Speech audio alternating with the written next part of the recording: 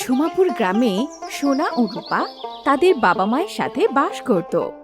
সোনা রূপার মা মারা যাবার পর সোনা রূপার বাবা তাদের দেখাশোনার জন্য আবার বিয়ে করে। এদিকে তারা দু বোন তো ছিল তাদের সৎ মায়ের চোখের কাঁটা। এই এই অলক্ষণে মেয়েরা, সব কাজ কি গুছিয়েছিস নাকি ঢিং ঢিং করতে করতে স্কুলে যাচ্ছিস? আজ যদি কাজ না করে স্কুলে যাস তবে তোদের স্কুল খাওয়া সব বন্ধ, এই বলে দিলুম। আহা গিন্নি, রোজ রোজ মেয়ে দুটিকে এমন বকাবকি কেন করো বলো তো একবার। ওরা তো সব কাজ গুছিয়েই স্কুলে যায়, তাই না? কথার মাঝে এই পোড়ামুখ মিনিষের কথা বলতেই হবে। বলি, মেয়ে মানুষেরা তো লেখাপড়া কিসে শুনি? পরের বাড়ি গিয়ে সেই তো গোয়াল ঘর আর থালা বাসন পরিষ্কার করেই খেতে হবে। মা, তুমি তো জানো না মা, লেখাপড়া করলে জ্ঞান বাড়ে আর মেয়েদের সব কাজের অভিজ্ঞতা থাকা ভালো মা। বেশ খই ফুটেছে মুখে দেখছি। অভাবে সংসারে তোদের দুই অপয়াকে লেখাপড়া করাতে করাতে আরো অভাব কাটে না। এই মা, তোরা যা তো, যা যা, এসব কথায় কান দিবি না। যতদিন তোর বাবা বেঁচে আছে ততদিন তোদের কোনো চিন্তা নেই। সোনা ও রূপার স্কুলে যেতে যেতে সেদিন বেশ দেরি হয়ে গেল। স্কুলে ঢোকার সাথে সাথেই স্যার তাদের দু বোনকে বলল, এই দাঁড়া তোরা, রোজ রোজ তোরা দু বোন দেরি করে স্কুলে আসিস। আজ তোরা কান ধরে স্কুলের বাইরে দাঁড়িয়ে থাক। মানে স্যার, আর কোনোদিনও হবে না স্যার, আজ ক্ষমা করেন। কোনো ক্ষমা নেই, তোরা রোজই এই এক কাজ করিস। এই চুপ সবাই, না হলে সবাইকে কান ধরে দাঁড় করিয়ে রাখবো। রোজ রোজ এইভাবে কান ধরে বাইরে দাঁড়িয়ে থাকতে হয় আমাদের। স্কুল আমার আর একদম ভাল লাগে না। সব কাজ না করে আসলে সেদিন তো বাড়িতেও খাবার জুটে না, আবার স্কুলে দেরি হলে বাইরে কান ধরে দাঁড়িয়ে থাকো। মন খারাপ করিস না রে বোন, চল আজ আমরা বাড়ি না ফিরে দুসুক যেদিকে চাই সেদিকে চলে যাই।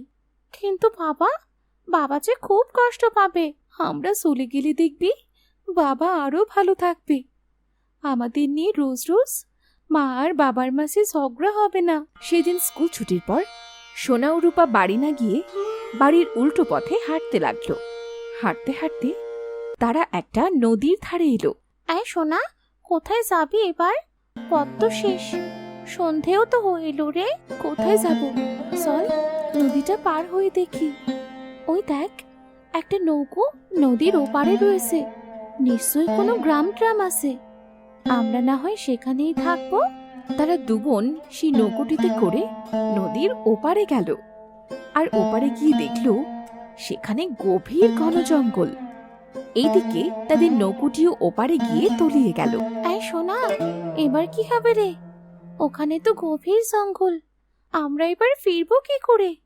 আমাদের নৌকাটিও তো ডুবে গেল। ফেরার আর কোনো উপায় নেই রে রূপা। চল আজ রাতটা জঙ্গলেই পার করি, সকালে যে কোনো একটা ব্যবস্থা করব।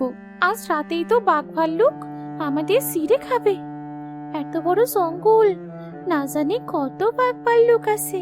চল, কপালে যা আছে তাই হবে। এরপর দু বোন জঙ্গলের ভেতরে গিয়ে একটা গাছের নিচে গিয়ে বসলো। কিছু সময় পর একটা বুড়ির কান্না তাদের কানে এলো।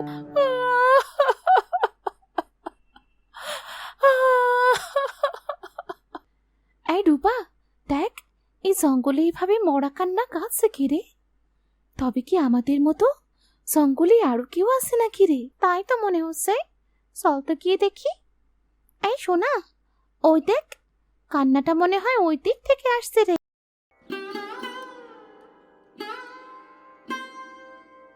হ্যাঁ হ্যাঁ হ্যাঁ রূপা, ওই দেখ, একটা গুহা ওইখানে। ওই গুহার ভেতর থেকে কান্নার আওয়াজ আসছে। তারা গুহার ভেতরে গিয়ে দেখলো মাথা ছাড়া এক বুড়ি বসে বসে কান্না করছে। হে মা, সোনা, এ আমি কি দেখছি রে? মাথা ছাড়া একটা মানুষ কিভাবে কান্না করছে? চল বোন, তাড়াতাড়ি এখান থেকে ভাগি। ওরে বাবারে! এই দাঁড়া দাঁড়া, তোরা পালাচ্ছিস কেন রে? আমাকে দেখতে খুব বাজে। ভূত, তোমার মাথা নেই? তাহলে আমরা পালাবো না তো কি করব? তোমাকে দেখে তো এমনিই ভয় পাবার কথা। তোরা আমায় একটু সাহায্য কর, তাহলে আমি আবার ঠিক হয়ে যাব রে। কি সাহায্য বলো? আমি ঘুমিয়েছিলাম, ঘুম থেকে উঠে আমার মাথাটা খুঁজে পাচ্ছি না। এই ঘরে কোথাও আছে, একটু খুঁজে দিবি? তারা দু বোন সারা ঘর খুঁজে বুড়ির মাথাটা খুঁজে দেখল। খাটের এক কোণে বুড়ির মাথাটা পড়ে আছে। সোনা মাথাটা নিয়ে বুড়ির মাথায় লাগিয়ে দিল। তোদের দু বোনকে অনেক অনেক ধন্যবাদ। আমি ভূত, তবে এই মাথাটা আমি ধরে রাখতে পারি না, যখন তখন ঘাড় থেকে নেমে যায়। তুমি তো ভূত, তাহলে জাদু দিয়ে খুঁজে তোমার ঘাড়ে আবার লাগাতে পারো না?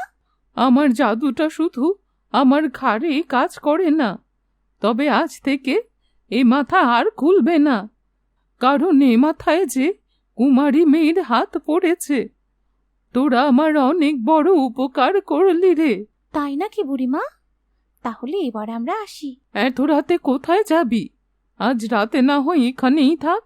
বুড়িমা, আমার না খুব খিদে পেয়েছে জানো, কিছু থাকলে দাও না খাই। সেই সকাল থেকে পেটে কোনো দানা পানি পড়েনি। দাঁড়া দাঁড়া, আমি এক্ষুনি তোদের খাবার এনে দিচ্ছি। ভূত রাজ্যের গরম গরম কচু পাতার বিরিয়ানি চলে আয়। কসুর পাতার বিরিয়ানি? ও বুড়িমা, এই আবার কেমন বিরিয়ানি গো? এই কচুর পাতা হলো জাদুর কচুর পাতা। এই কচুর পাতাকে কোনো খাবারের কথা বললেই বিরিয়ানি এনে দেয়, তাই এর নাম কচুর পাতার বিরিয়ানি।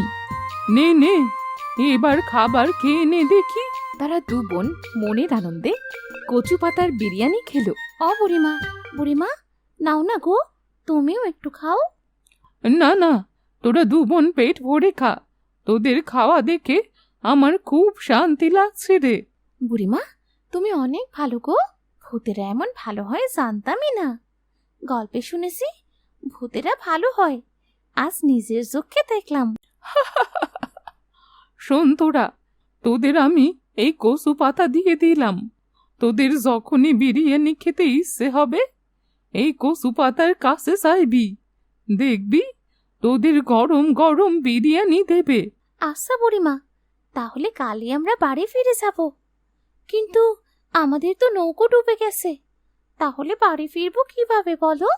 ফিরবি ফিরবি, কাল ঘাটে গিয়ে দেখবি তোদের জন্যে একটা নৌকো রাখা আছে। কাল তোরা নিশ্চিন্তে বাড়ি ফিরে যাস। পরের দিন তারা দু বোন বুড়ির দিয়া নৌকোয় করে বাড়ি ফিরে এলো। বাড়ি ফিরে দেখল তাদের বাবা তাদের চিন্তায় খুব অসুস্থ হয়ে পড়েছে। কোথায় গিয়েছিলি মা তোরা? তোদের আমি কত জায়গায় খুঁজেছি। একদিনে তোমার শরীরের এই অবস্থা করেছো বাবা?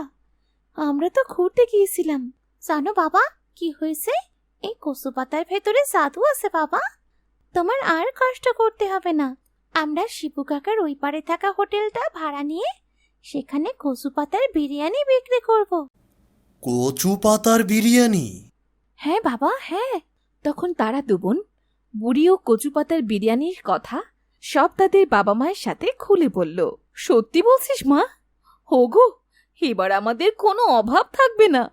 কাল থেকে বিরিয়ানি বিক্রি শুরু করো, দেখবে বিরিয়ানি খুব ভালো বিক্রি হবে। পরদিন থেকে কানাই ও তার দুই মেয়ে শিবুর হোটেল ভালোভাবে পরিষ্কার করে সেখানে কচু পাতার বিরিয়ানি বিক্রি শুরু করলো। কচু পাতার বিরিয়ানির কথা তাদের গ্রামসহ আশপাশের অনেক গ্রামে ছড়িয়ে পড়ল। কানাই ভাই, তোমার কচু পাতার বিরিয়ানির কথা চারদিকে ছড়িয়ে পড়েছে। দাও দেখি আমায় এক প্লেট, খেতে নাকি খুবই সুস্বাদু। হ্যাঁ কাকু, এই নিন, খেয়েই দেখুন। বাহ বাহ, চমৎকার, দারুণ, সত্যি অনেক মজা। এই, আমাকে আরো 2 প্লেট দে। দিচ্ছি। এইভাবে কানাইয়ের দোকানের বিরিয়ানি দিন দিন আশপাশের সব এলাকায় খুব জনপ্রিয় হয়ে গেল। আর অল্প কিছুদিনের ভেতরে তারা অনেক ধনী হয়ে গেল।